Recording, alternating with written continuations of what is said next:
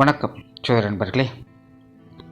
2025 புத்தாண்டு வருட லக்ன பலன்கள் ஏற்கனவே நம்ம சேனலில் 12 ராசிக்குமான 2025 வருடத்தினுடைய ராசி பலன்கள் போட்டிருக்கோம். பார்க்காதவங்க மறக்காமல் செக் பண்ணி பாருங்கள். அண்ட் இந்த 2025 வருடம் பொதுவான வகையில் எப்படி இருக்கும் அப்படிங்கிறத பற்றியும் ஒரு வீடியோ போட்டிருக்கோம். டைம் கிடைச்சா மறக்காமல் அதையும் செக் பண்ணி பாருங்கள். இருந்தாலும் சிம்பிளாக சொல்லும் பொழுது 2025 வருடம் அப்படிங்கிறது குறிப்பிடத்தக்க வகையில் கிரகங்களுடைய பயிற்சிகள் அப்படிங்கிறது இருக்குது. அதாவது நவ கிரகங்களுடைய பயிற்சிகளும் 2025 இடம்பெறும்.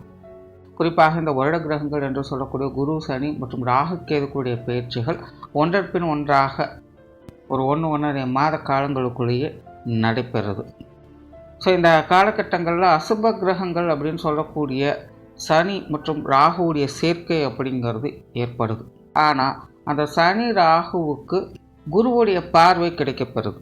தவிர இந்த நிலையில் மற்ற கிரகங்களுடைய சேர்க்கை மற்றும் பார்வை பலம் அப்படிங்கிறது அதனுடைய பேச்சின் அடிப்படையில் மாறி மாறி வந்து போய்கொண்டே இருக்கும். ஸோ இந்த அமைப்புகள்லாம் பார்க்கும்போது இந்த 2025 வருடம் அப்படிங்கிறது ஒரு பெரிய மாற்றத்தை கொண்டு வரும் அப்படின்னு எதிர்பார்க்கப்படுது.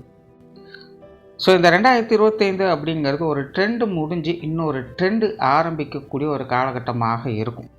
இது வரைக்கும் கிடந்த ஒரு 10-15 வருடங்களுக்கு மேலாக ஒரு லைஃப் ஸ்டைலில் நம்ம இருந்து வந்திருக்கோம். இனி அடுத்தடுத்து பார்த்தீங்கன்னா இந்த லைஃப் ஸ்டைல் முடிஞ்சு இனி புதுசாக ஒரு லைஃப் ஸ்டைலை ஆரம்பிக்க போகிறோம். ஸோ அதற்கான நிலைகளை கொடுக்கக்கூடிய வகையில் தான் இந்த 2025 கிரக அமைப்புகளானது அமைஞ்சிருக்கு.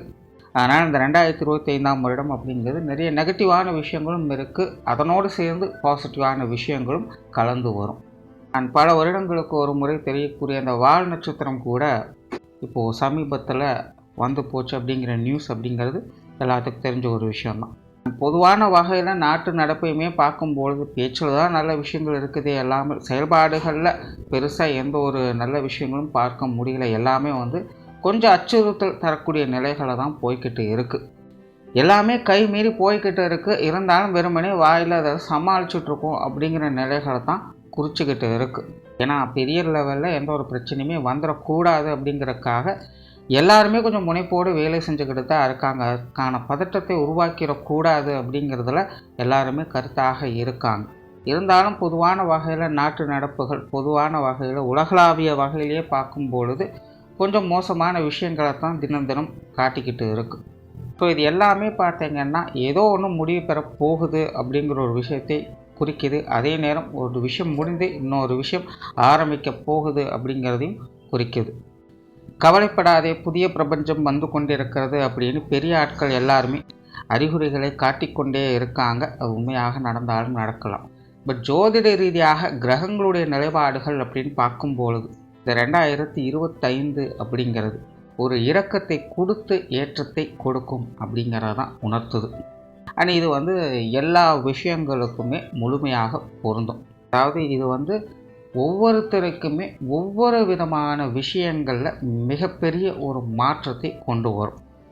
அது என்ன மாதிரியான மாற்றங்கள் அப்படிங்கிறது ஜோதிடத்தில் இந்த ராசி விஷயங்களையும் லக்ன விஷயங்களையும் பார்க்க முடியும். ராசி ரீதியாக ஒவ்வொரு ராசிக்கும் அது என்ன மாதிரியான மாற்றங்களை ஏற்படுத்தும், அதே லக்னம் அப்படிங்கும்போது லக்ன ரீதியாக என்ன மாதிரியான மாற்றங்களை ஏற்படுத்தும் அப்படிங்கிறத நம்ம தெரிஞ்சுக்கலாம்.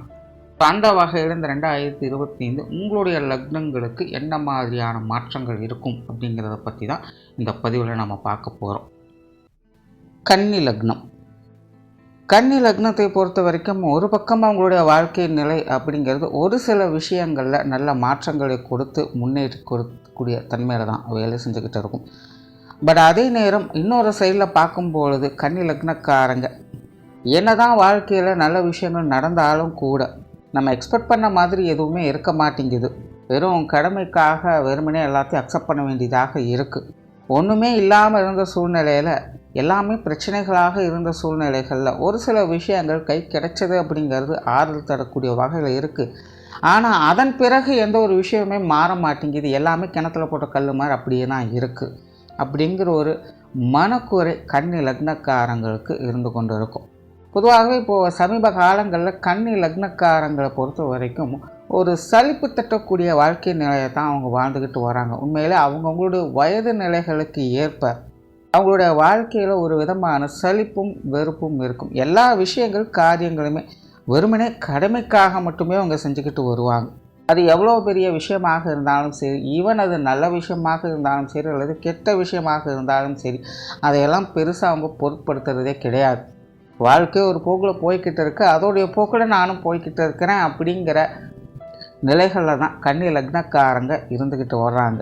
காரணம், என்ன தான் விருப்பப்பட்டு ஒரு விஷயத்தை செய்தாலும் சரி அல்லது சிரமப்பட்டு ஒரு காரியத்தில் இறங்கினாலும் சரி, எல்லாமே ஆரம்பிக்கும் போது நல்லா தான்ப்பா இருக்குது, ஆனால் போக போக போக என்னன்னே தெரியல, எனக்குள்ளேயே அதன் மேலே ஒரு நம்பிக்கை பிடிப்பு அப்படிங்கிறது அற்றுப்போகுது.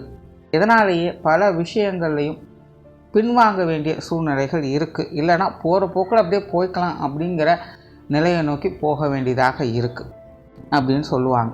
உண்மையிலே இது அவங்களுடைய வயது நிலைகளுக்கேற்ப தேவைகளுக்கேற்ப இந்த விஷயங்கள் காரியங்கள் வகையில் மாற்றங்கள் இருக்குமே இல்லாமல் கன்னி லக்னக்காரங்களுடைய பொதுவான நிலை இதை சார்ந்ததாகவே இருக்குது.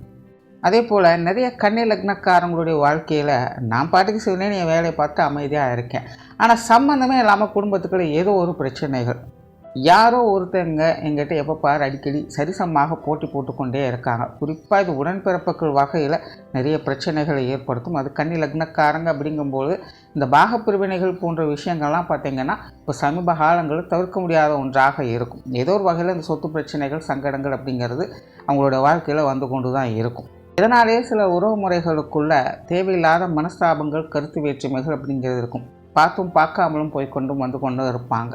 ஆனால் அவங்களே எதுவும் பேசிக்கவும் செய்வாங்க. முதல்லலாம் நாங்களாம் எப்படியெல்லாம் அந்த சின்ன வயசில் நாங்கள் எப்படியெல்லாம் பழகணும், இன்றைக்கி பாரு இப்படியெல்லாம் நடக்குது, என்ன நடக்குதுன்னே தெரியல, இவங்க இப்படியெல்லாம் பண்ணுவாங்கன்னு நான் கொஞ்சம் கூட எதிர்பார்க்கவே இல்லை, இவங்கெல்லாம் இப்படி மாறுவாங்க தெரிஞ்சிருந்தால் முன்னாடியே கொஞ்சம் நான் கேர்ஃபுல்லாக இருந்திருப்பேன் அப்படின்னு உறவுகளை நம்பி நொந்து கொள்ளக்கூடிய நிலை அப்படிங்கிறது இந்த கன்னி லக்னக்காரங்களுக்கு உண்டு. ஸோ இப்படி கன்னி லக்னக்காரங்க அவங்க பாட்டுக்கு தான் உண்டு தான் வேலை உண்டுன்னு அமைதியாக ஒரு பக்கம் இருந்தாலும் கூட சம்பந்தமே இல்லாமல் வேறொரு விஷயங்களில் காரியங்களில் வேறு மனிதர்களால் பிரச்சனைகள் சங்கடங்களை சந்திக்க வேண்டியதாக இருக்கும். யாரை நம்புறது யாரை நம்பக்கூடாது அப்படிங்கிறதே புரிய மாட்டேங்குதுங்கிற ஒரு குழப்ப நிலை. ஸோ பொதுவாக இந்த கன்னி லக்னம் அப்படிங்கிறது பொதுவான வகையில் உங்களுடைய சூழ்நிலை சந்தர்ப்பங்களே பார்த்திங்கன்னா ஏருக்கு மாறாக இக்கரை பச்சை அப்படிங்கிற மாதிரி தான் போய்கிட்டு இருக்கும். ஸோ எதை எடுத்துக்கிறது எதை நிராகரிக்கிறது அப்படிங்கிறதே புரிய மாட்டேங்குது. நம்பி கையில் ஒரு காரியத்தை எடுத்தோம்னா அது தேவையில்லாத சிக்கல்களை கொண்டுட்டு வருது, இல்லை இப்படியே வருது நமக்கு தேவையில்லை கொஞ்சம் விட்டுறலாம் அப்படின்னு விட்டால் அந்த விஷயங்கள் எல்லாமே பார்த்திங்கன்னா நம்ம முன்னாடியே வளர்ந்து நம்ம முன்னாடியே ஆட்டம் போட்டுக்கிட்டு இருக்குது. ஸோ எதையுமே ஏற்றுக்கிறதா நிராகரிக்கிறதா அப்படிங்கிறதே புரியாத ஒரு குழப்ப நிலையாக இருக்குது அப்படிங்கிறது ஒரு பக்கம். இன்னொரு பக்கம் சம்பந்தம் இல்லாத விரோதங்கள், போட்டி மனப்பான்மைகள் போன்ற அமைப்புகள். இதனாலேயே இந்த கன்னி லக்னக்காரங்களுடைய வாழ்க்கை நிலை அப்படிங்கிறது சலிப்பு தட்டக்கூடிய வகையில் மாறிக்கொண்டு இருக்குது. இருந்தாலும் வாழ்க்கையில் அவங்களோட வயது நிலைகளுக்கு ஏற்ப எல்லா காரியங்களும் போய்கிட்டு தான் இருக்குது. அதனோட போக்கில் நான் போய்கிட்டு இருக்கேன் அப்படிங்கிற ஒரு நிலையை கன்னி லக்னக்காரங்க தற்போது வரைக்கும் பார்த்துக்கிட்டு வர்றாங்க. ஸோ இந்த 2025 பொறுத்த வரைக்கும் கிரகங்களுடைய மாற்றங்கள் அப்படிங்கிறது எல்லா ராசி லக்னங்களுக்கும் மாற்றங்களை நிச்சயமாக கொண்டு வரும்.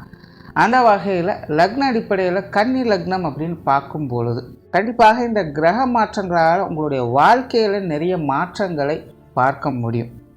பட் அது டெவலப்மெண்ட் சார்ந்ததா அப்படின்னு கேட்டிங்கன்னா அது ஒரு கேள்விக்குறியாகத்தான் இருக்கும். காரணம், கன்னி லக்ன அமைப்பின் படியில் இந்த கிரகங்களுடைய நிலைகள் அப்படிங்கிறது பாசிட்டிவ் கிரகங்கள் நெகட்டிவ் நிலையிலிருந்து செயல்படுது, நெகட்டிவ் கிரகங்கள் பாசிட்டிவ் நிலையிலிருந்து செயல்படுது. இதனால் கன்னி லக்னக்காரங்களுக்கு ஒரு நல்ல காரியங்கள் நடந்தாலும் கூட அது கை கட்டியது வாய் கட்டலங்கிற மாதிரி சில சங்கடங்களை கொடுத்துட்டு வரும்.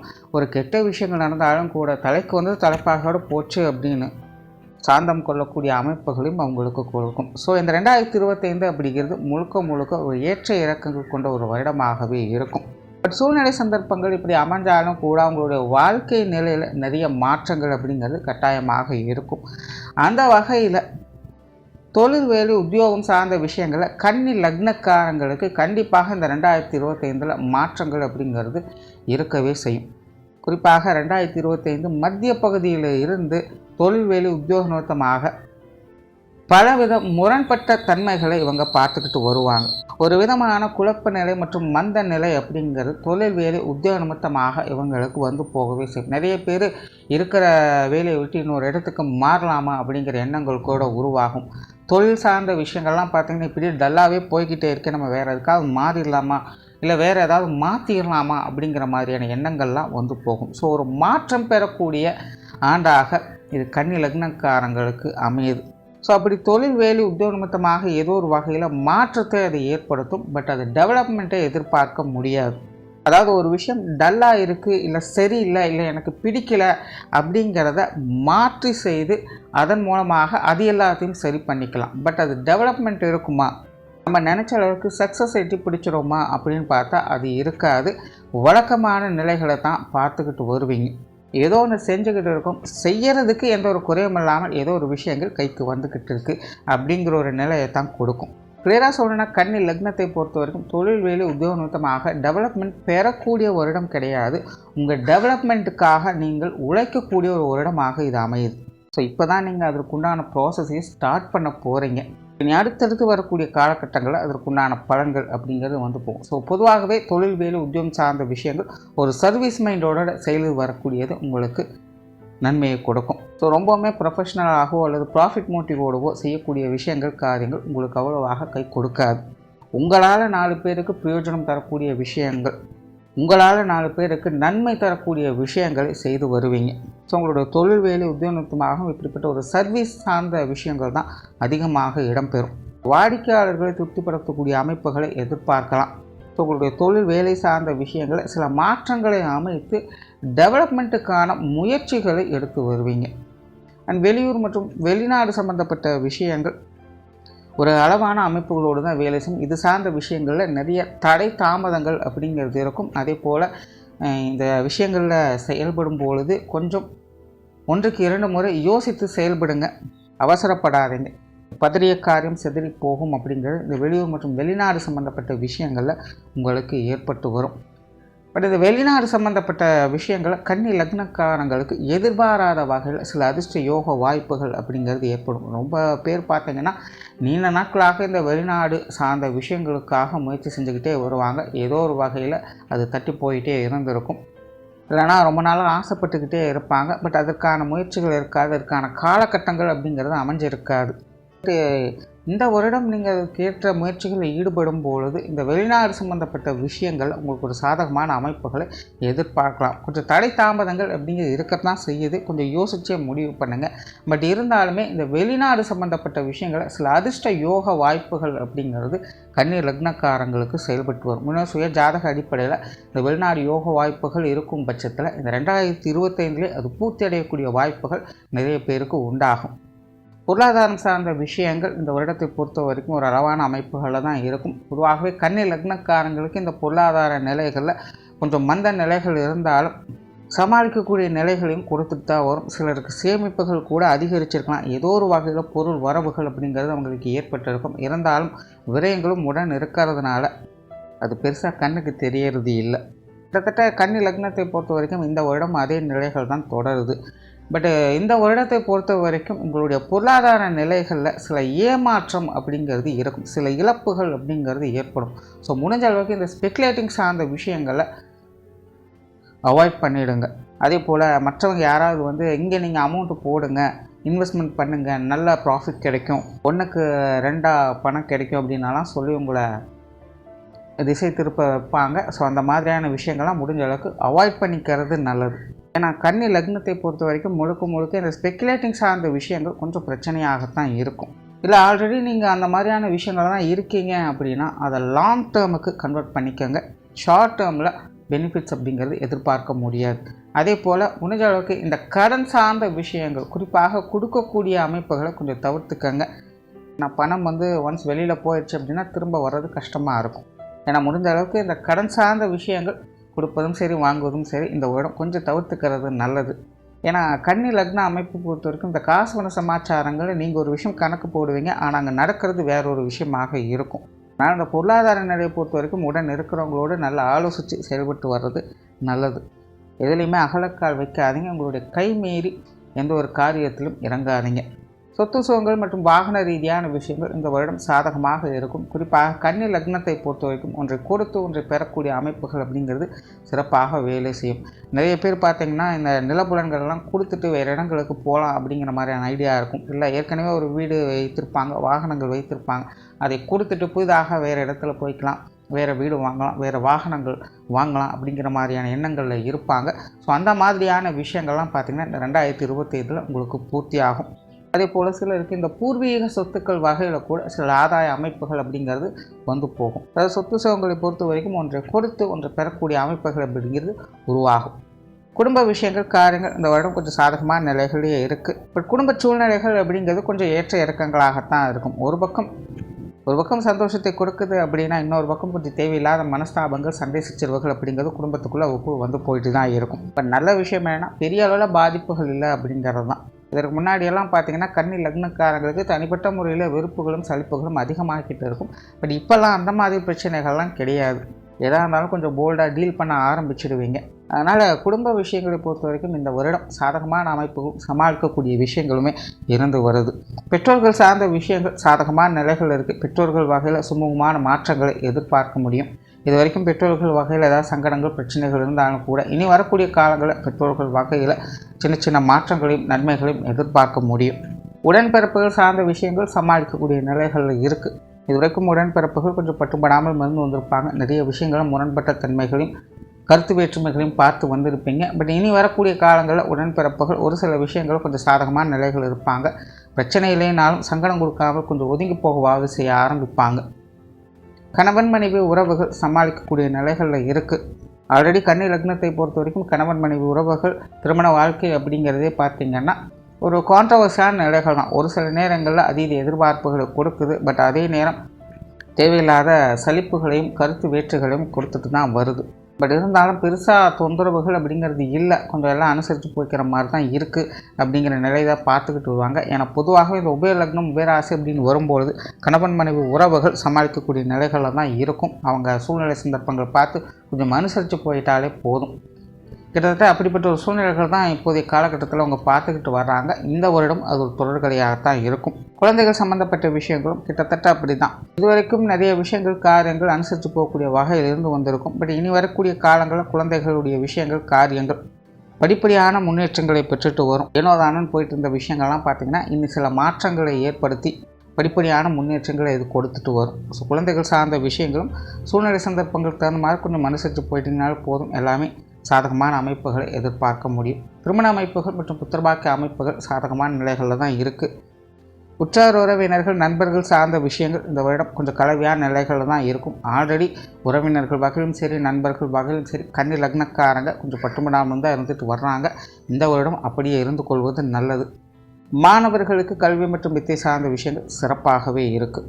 ஸோ ஓவராலாக இந்த 2025 பொறுத்த வரைக்கும் கன்னி லக்னத்திற்கு தனிப்பட்ட முறையில் இருந்து வந்த சலிப்புகள் வெறுப்புகள் அப்படிங்கிறது முழுமையாக விலகும். கொஞ்சம் போல்டாக எல்லா விஷயத்திலும் இனி செயல்பட ஆரம்பிப்பாங்க. மனசுலேருந்து வந்த குழப்பங்கள் பதற்றங்கள் போன்ற விஷயங்கள் விலக ஆரம்பிக்குது. வாழ்க்கை நிலையிலும் நிறைய மாற்றங்களை தொடர்ந்து பார்த்துக்கிட்டு வருவாங்க. பட் பெரிய லெவலில் டெவலப்மெண்ட் அப்படிங்கிறது எதுலேயுமே எதிர்பார்க்க முடியாது. டெவலப்மெண்ட்டுக்காக முயற்சிகள் எடுக்கக்கூடிய ஒரு வருடமாகத்தான் இது உங்களுக்கு அமையும்.